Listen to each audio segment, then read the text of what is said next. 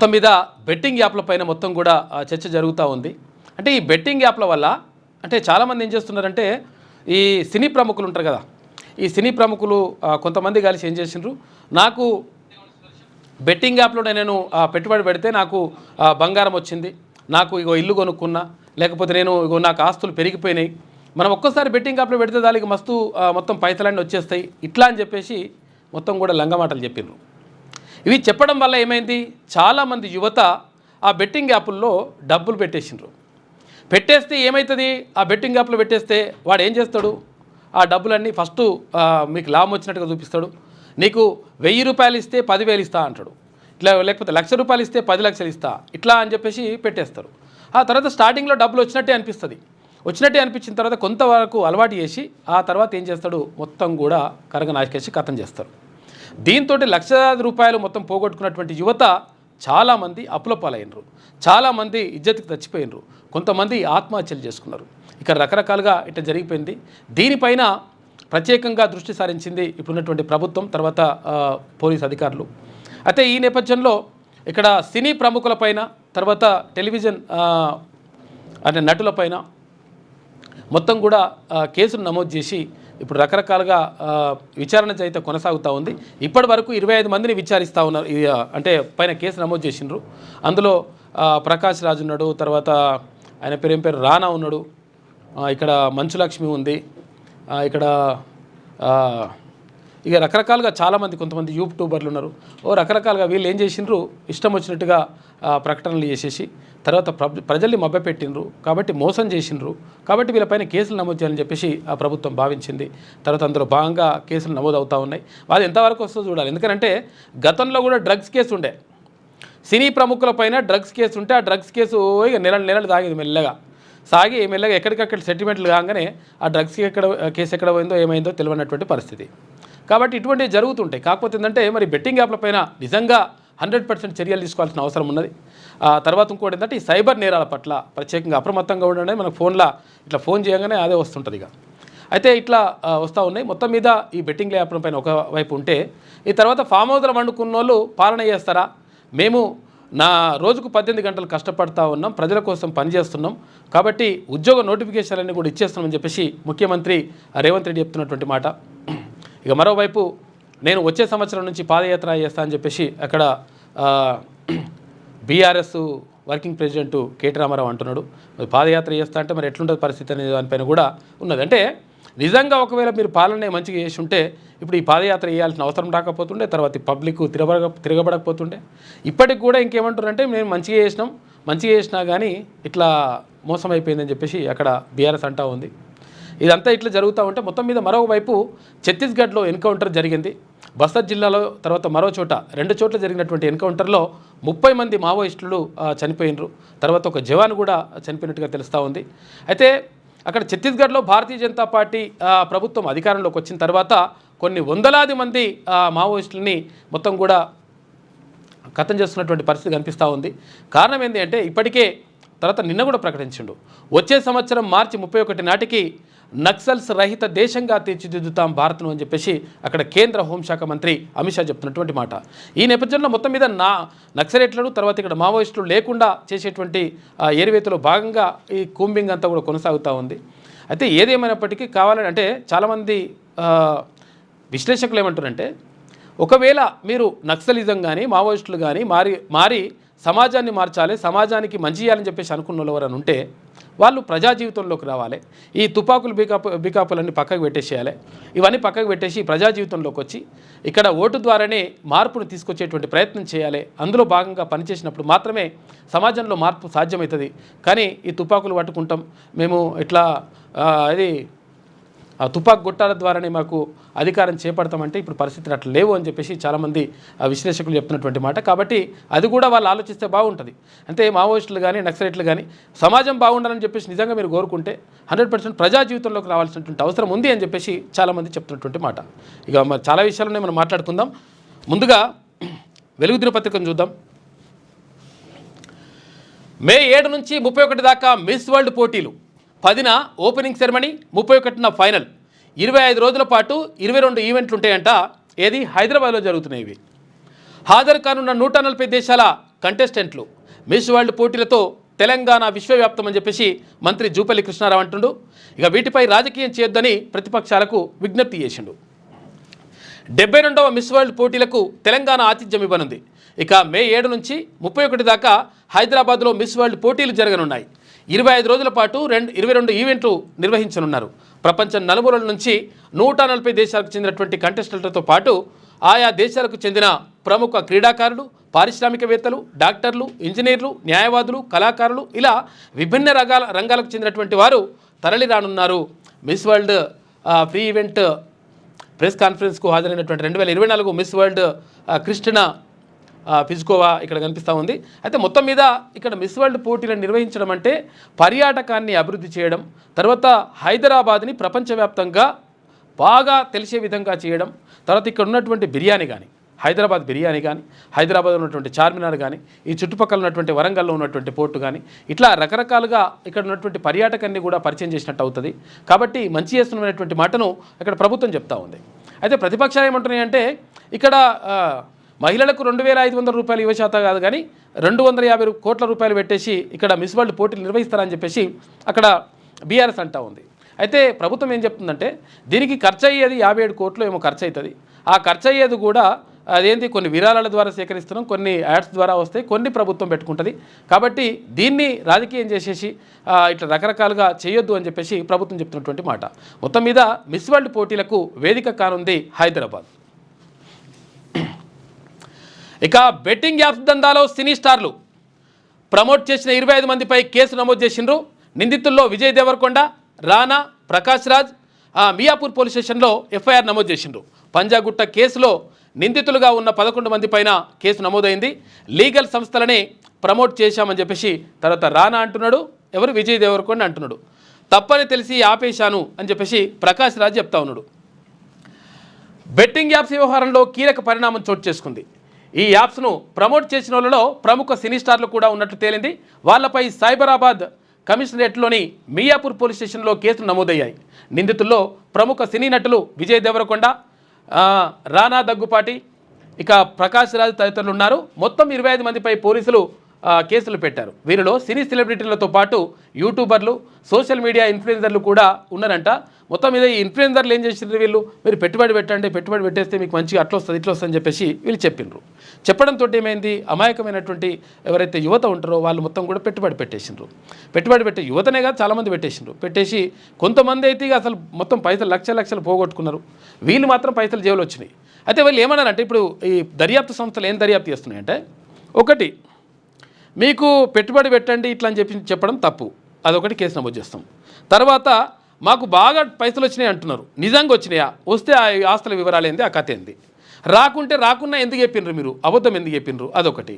తర్వాత మీరు ఒకవేళ ఈ బెట్టింగ్ యాప్స్లు అంటే ప్రచారం చేయడానికి ఎంత తీసుకున్నారు, ఆ పైసలు ఎక్కడున్నాయి, ఏం కథ, ఇట్లా రకరకాలుగా క్వశ్చన్లతోటి అక్కడ దర్యాప్తు సంస్థలు ముందుకెళ్తున్నటువంటి పరిస్థితి కనిపిస్తూ ఉంది. ఎవరెవరిపైన కేసు పెట్టినరు అంటే వీళ్ళపైన పెట్టినట. దగ్గుపాటి రానా, విజయ్ దేవరకొండ, మంచులక్ష్మి, ప్రకాష్ రాజ్, ప్రణీత, తర్వాత నిధి అగర్వాల్, శ్రీముఖి, వర్షిణి, సౌందరరాజన్, అనన్య, నాగల్ల, తర్వాత సిరి హనుమంతు, వాసంతి కృష్ణన్, శోభారెడ్డి, అమృత చౌదరి, నయని పావని, తర్వాత నేహా పఠాన్, పండు, పద్మావతి, ఇమ్రాన్ ఖాన్, ఇక విష్ణుప్రియ, హర్షసాయి, భయ్యా సన్నీ యాదవ్, శ్యామల, టేస్టీ తేజ, రీతు చౌదరి, బండారు శేషయాని, సుప్రీత అని చెప్పేసి వీళ్ళందరిపైన 25 మంది పైన కేసులు నమోదు చేసిండ్రు. అయితే ప్రకాష్ రాజ్ ఏమంటుండంటే, నేను అసలు యాక్చువల్గా 2016 సంవత్సరంలో నేను ఇది బెట్టింగ్ యాప్స్ పైన ఇట్లా ప్రచారం చేసింది వాస్తవమే. కాకపోతే ఏంటంటే అసలు యాక్చువల్గా నాకు ఇది తప్పని తెలిసిన తర్వాత ఆ సంవత్సరం ఏది ప్రచారం చేసిన, ఆ తర్వాత నేను మొత్తం దాన్ని మానేసిన. కాకపోతే తర్వాత దాన్ని ఎవరో వేరే వాళ్ళు మళ్ళీ ప్రమోట్ చేసిండ్రు అని చెప్పేసి ప్రకాష్ రాజ్ చెప్తా ఉన్నాడు. హాయ్, నమస్కారం. ఒక విలేజ్ లో షూటింగ్ లో ఉన్నాను, అదే ఈ getup. It's very interesting film. ఇక్కడ ఉన్నప్పుడు ఇప్పుడే నాకు ఈ ఆన్లైన్ లో మళ్ళీ మీడియాలో ఒక ఆన్లైన్ గేమింగ్ యాప్, దాని గురించి నేను చేసిన ఒక యాడ్ గురించి డిస్కషన్ జరుగుతోంది. అందరినీ ప్రశ్నించి నేను సమాధానం చెప్పాలి కదా, ఎందుకంటే చాలా మంది క్వశ్చన్ చేస్తున్నారు మీరు ఎలా చేస్తారని. అది ఒక 2016 ఒక 9 years బ్యాక్ ఇలాంటి ఒక యాడ్ నా దగ్గరకు వచ్చింది, నేను చేశాను నిజం. ఆ తర్వాత కొన్ని నెలల్లోనే అది తప్పని నాకు అర్థమైంది. వాళ్ళు మళ్ళీ 2017 లో దాన్ని ఎక్స్టెండ్ చేస్తానంటే, లేదండి ఇది తప్పు, తెలియక చేసేసాను, బట్ చేసేసాను కాబట్టి అగ్రిమెంట్ మీరు దాన్ని రిలే చేసి తీరాలి, బట్ 2017 నుంచి మీరు వాడకూడదు, నేను రాను అని చెప్పేసి. దాని తర్వాత అలాంటి ఏ గేమింగ్ యాప్స్ నేను చేయలేదు. 2021 లో కూడా ఆ కంపెనీ ఇంకో కంపెనీకి అమ్మేసి వాళ్ళు దాన్ని ఏదో సోషల్ మీడియా ప్లాట్ఫామ్ లో యూజ్ చేస్తే నేను వాళ్ళకి నోటీసులు, వాళ్ళకి ఈమెయిల్, మళ్ళీ వాట్సాప్ లో పంపించి, లేదండి ఇందులో నేను లేను, ఇది చేయకూడదు, కాంట్రాక్ట్ అయిపోయింది, ఇది తప్పు అని కూడా చెప్పాను. వాళ్ళు ఆపేశారు. ఇప్పుడు అది మళ్ళీ రీక్ అయింది. దానివల్ల ఈ సమాధానం పోలీస్ డిపార్ట్మెంట్ నుంచి నాకు ఇంకా ఇది రాలేదు. వస్తే వాళ్ళకి నేను సమాధానం చెప్తాను, బట్ మీకు సమాధానం చెప్పాల్సింది. ఇది అసలు యాక్చువల్గా 2016లో నేను అంటే యాక్చువల్గా నాకు తెలియకుండా ఒకటి జరిగిపోయింది. అసలు యాక్చువల్గా ఇది ఇంత మోసం అని నాకు ఐడియా లేదు. కాబట్టి నేను అట్లా చేసిన తర్వాత మరి తప్పని తేలిపోయింది. కాబట్టి ఇంకా తర్వాత నేను దాన్ని మారుకున్నా, మళ్ళీ చేయొద్దని చెప్పిన తర్వాత నెక్స్ట్ ఇయర్ కూడా అగ్రిమెంట్ మళ్ళీ రిన్యువల్ చేయమని చెప్తే నేను రిన్యువల్ చేయనని చెప్పిన.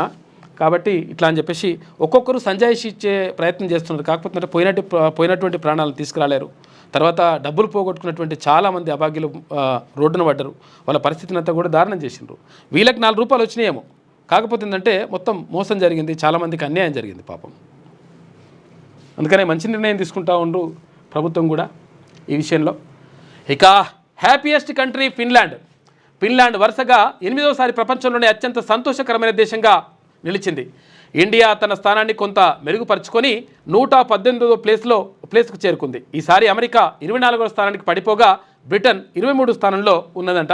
మొత్తం మీద ప్రపంచంలో సంతోషంగా ఉండేటువంటి దేశం ఏదైనా ఉందంటే అది ఫిన్లాండ్. చిన్న దేశం కానీ అక్కడ చాలా సంతోషంగా ఉంటారంట ప్రజలు. మన దేశం అట్లా లిస్టు తీస్తే 118వ ప్లేస్ ఉన్నది. 100 కూడా కాదు, టాప్ 100 కూడా కాదు, 118వ ప్లేస్ ఉన్నదంట మన దేశం. కేంద్రంపై ఎక్స్ దావా చేసింది. సోషల్ మీడియా ప్లాట్ఫామ్ ఎక్స్ భారత ప్రభుత్వానికి వ్యతిరేకంగా కర్ణాటక హైకోర్టులో రిట్ పిటిషన్ వేసింది. చట్టాలకు విరుద్ధంగా తమ కంటెంట్ను నియంత్రించాలని చూస్తోందని, ఏకపక్షంగా సెన్సార్షిప్కు పాల్పడుతోందని ఆరోపించింది. ఎలన్ మస్క్ కేసు వేసిండు భారత్ పైన. ఇక ఫ్యూచర్ సిటీలో తైవాన్ 2,000 కోట్ల రూపాయల పెట్టుబడి. ఫ్యూచర్ సిటీలో 2,000 కోట్ల రూపాయలతో ఇంటర్నేషనల్ టెక్నాలజీ ఇండస్ట్రీస్ పార్క్ ఏర్పాటు చేసేందుకు తైవాన్కు చెందిన ఎలిజియన్స్ గ్రూప్ ముందుకొచ్చిందంట. ఈ పెట్టుబడులు ఏందో కథ ఏందో ఉంటుంది, అసలు వేరే ఉంటుంది లెక్క. అయితే అసలు యాక్చువల్గా ఏంటంటే భూసేకరణ అని చెప్పి చేస్తారు. భూసేకరణ కొన్ని వేల ఎకరాల భూమిని తీసుకున్న తర్వాత ప్రభుత్వం నుంచి పైసలు కడతారు. కట్టిన తర్వాత వీళ్ళు ఈ సంస్థలు పెడతారు. ఈ సంస్థలు పెడితే ఉద్యోగ అవకాశాలు ఉంటాయి, అట్లా ఉంటాయి, ఇట్లుంటాయి, ఈ ఫ్యూచర్ సిటీ అభివృద్ధి అవుతారు ఇట్లా అని చెప్పేసి అక్కడ వాళ్ళు పెట్టుబడులు పెడతారని చెప్తారు. ఆ పెట్టుబడులు పెడితే ఆ పెట్టుబడులు ఎక్కడ పోతాయి, తర్వాత ఏమవుతుందో, తర్వాత ఉద్యోగాల కల్పన ఎక్కడ పోతుందో కానీ ఈ భూములు మాత్రం ఖతమైపోతాయి అనమాట. నిజంగా ఒకవేళ ఫ్యూచర్ సిటీ అంటే అసలు యాక్చువల్గా ఇప్పుడున్నటువంటి సమస్యలు చాలా ఉన్నాయి రాష్ట్రంలో. అక్కడ విద్యకు సంబంధించినటువంటి అంశాలపైన ప్రత్యేకంగా దృష్టి సారించాల్సిన అవసరం ఉంటుంది. అంటే ఇక్కడ పాఠశాలల బాగు చేయడం కానీ, తర్వాత కళాశాలన్నీ బాగు చేయడం కానీ, వాళ్ళకు ఫీజు రియంబర్స్మెంట్ కానీ, తర్వాత వాళ్ళకు అంటే చదువులకు సంబంధించినటువంటి విషయాలపైన ప్రత్యేక దృష్టి పెట్టడం కానీ, ఇన్ఫ్రాస్ట్రక్చర్ని డెవలప్ చేయడం కానీ, ఇవన్నీ అంశాలు కూడా ఉంటాయి. ఇవే కాకుండా అక్కడ వైద్యానికి సంబంధించి హాస్పిటల్ని కొత్త హాస్పిటల్ నిర్మించడం, తర్వాత ఉన్న హాస్పిటల్లో వైద్య సిబ్బందిని పెంచడం, ఆ తర్వాత ఎక్విప్మెంట్స్ అందరినీ కూడా తీసుకురావడం, ఇట్లా రకరకాలుగా చేస్తే పేదలకు ఏమైనా మంచి జరుగుతుంది. అయితే ఇప్పుడు ఫ్యూచర్ సిటీ అని చెప్పేసి తీసుకొస్తా ఉన్నారు. మరి ఫ్యూచర్ సిటీ యొక్క లక్ష్యం ఏంది, తర్వాత దానికి సంబంధించి ఏం జరుగుతుంది, అతను ఫ్యూచర్ సిటీ వల్ల ప్రజలకు వచ్చేటువంటి మేలేంది. ఎందుకంటే పేదవాడు పేదగాడుగానే ఉంటుండు, తర్వాత బలిసినోడుగానే ఉంటుండు, అద్దాల మేడలు కట్టుకుంటుండు, పక్కకు చిరిగిన గుడిసెలతోటి ఉన్నటువంటి పరిస్థితి కనిపిస్తుంది. మరి ఇటువంటప్పుడు మరి పేదలకు ఏం చేస్తారు, లేకపోతే ప్రజలకు ఏం మేలు జరుగుతుంది అనేటువంటి విషయం పైన క్లారిటీ ఇవ్వాల్సినటువంటి అవసరం ఉన్నది. ఇప్పుడు ఫ్యూచర్ సిటీ తర్వాత విషయం అంటే హైదరాబాద్ సరౌండింగ్లో అంటే ఒకవైపు ఇప్పుడు ఏది అక్కడ గచ్చిబౌలి, తర్వాత ఈ సైడ్ ఉన్నది కదా గచ్చిబౌలి, ఆ సైడ్ ఏమో మొత్తం కూడా పెరిగిపోతూ ఉంది. ఇట్లా మొత్తం ఇష్టం వచ్చినట్టుగా రేట్లు పెరుగుతాయి, తర్వాత అక్కడ బిల్డింగ్లు అవుతాయి, తర్వాత అభివృద్ధి అంతా కూడా అక్కడనే. ఇక తర్వాత ఇప్పుడు ఇక్కడ జరుగుతుంది ఏది ఈ వికారాబాద్, తర్వాత ఇక్కడ ఈ సైడు ఉన్నట్టుంది అది ఏది ఇబ్రహీంపట్నం ఆ సైడు. ఇక ఇప్పుడు తర్వాత అంటే ఇక్కడ కీసరా, తర్వాత ఇక్కడ గట్కేసర్ కానీ, తర్వాత ఇక్కడ షామీర్పేట కానీ, ఇక్కడ ఈ ఏరియా ఉంది కదా, ఇక్కడ హయత్ నగర్ కానీ, ఇక్కడ ఈ ఏరియా ఉంది కదా, ఈ ఏరియాను మాత్రం కనీసం పట్టించుకున్నటువంటి నాదలే లేదు. ఎందుకంటే సిటీ పక్కనే ఉన్నా కానీ అభివృద్ధికి కనీసం నోచుకునేటువంటి పరిస్థితి ఉన్నది. మరి దీనిపైన దృష్టి పెట్టాల్సినటువంటి అవసరం ఉంటుంది. కానీ ప్రభుత్వాలు ఎట్లుంటాయి అంటే లెక్క ఎవరికి వాళ్ళే, ఎవరి ప్రయోజనాలు వాళ్ళే చూసుకుంటున్నటువంటి పరిస్థితి కనిపిస్తుంది. కాబట్టి కొన్ని ప్రాంతాలు, కొన్ని పరిస్థితులు మొత్తం వెనుకబడినటువంటి పరిస్థితులకు నెట్టివేయబడతాయి. మీ లెక్క ఫామ్ హౌస్లో ఉంటే పాలనపై పట్టు వస్తుందా? మీకు మానవత్వం, విజ్ఞత లేదు కాబట్టే జనం సాగనంపినరు. కేసీఆర్, కేటీఆర్పై సీఎం రేవంత్ రెడ్డి ఫైర్ అయ్యింది నిన్న. కొలువుల కోసం కొట్లాడి తెలంగాణ తెచ్చుకుంటే 10 ఏళ్ళు చేసిందేంది? నిరుద్యోగులను ముంచి మీ ఇంటిల్లిపాదిటికి కొలువులు ఇచ్చుకున్నారు. ఇక 10 నెలల్లో మేము 59,000 జాబ్స్ నింపినాం. రెగ్యులర్ నోటిఫికేషన్లు ఇస్తాం. నెల రోజుల్లో గ్రూప్ 1, గ్రూప్ 2, గ్రూప్ 3 నియామక పత్రాలు అందజేస్తాం. బ్లాక్ మనీతో సోషల్ మీడియా ద్వారా ప్రభుత్వంపై బురద జల్లుతున్నారు. అప్పుడు కోదండరాం ఇంటి తలుపులు పలగొట్టినట్టు ఇప్పుడు మేము ఆదేశిస్తే కేటీఆర్ ఇంటి తలుపులు పలగొట్టలేరా అని చెప్పేసి అడుగుతూ ఉన్నారు. ఒకరికొకరు కక్ష తీసుకోరు, ఏమున్నది? మీ లెక్క వ్యవస్థలను మేము దుర్వినియోగం చేయం. మిస్ వరల్డ్ పోటీలు హైదరాబాద్లో నిర్వహిస్తే కేటీఆర్కి ఏం బాధ అని చెప్పేసి ప్రశ్నిస్తూ ఉన్నారు ముఖ్యమంత్రి. 922 మందికి కారుణ్య నియామక పత్రాలు నిన్న అందజేసిండ్రు.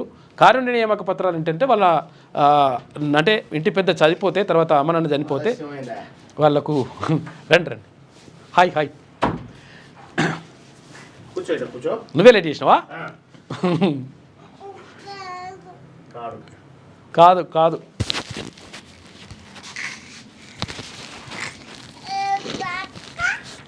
పట్టుకుంటా రైట్. సారీ లేట్ అయిపోయింది నాకు. సో మొత్తానికి ఫామ్ హౌస్లో ఉంటే పట్టు వస్తుందా పరిపాలన మీద అని చెప్పి ముఖ్యమంత్రి రేవంత్ రెడ్డి గారు చెప్తున్నటువంటి మాట. లేటెస్ట్ న్యూస్ తెలుగు మరియు ఇంగ్లీష్ అప్డేట్స్ కోసం ఇప్పుడే క్యూన్యూస్ అఫీషియల్ యాప్ని ప్లే స్టోర్ నుండి డౌన్లోడ్ చేసుకోండి. సరికొత్త సమాచారాల కోసం క్యూన్యూస్ వెబ్సైట్ని ఫాలో అవ్వండి. ఛానల్లో ప్రాంతీయ, జాతీయ, అంతర్జాతీయ వార్తలు వీక్షించండి. లైక్ చేయండి.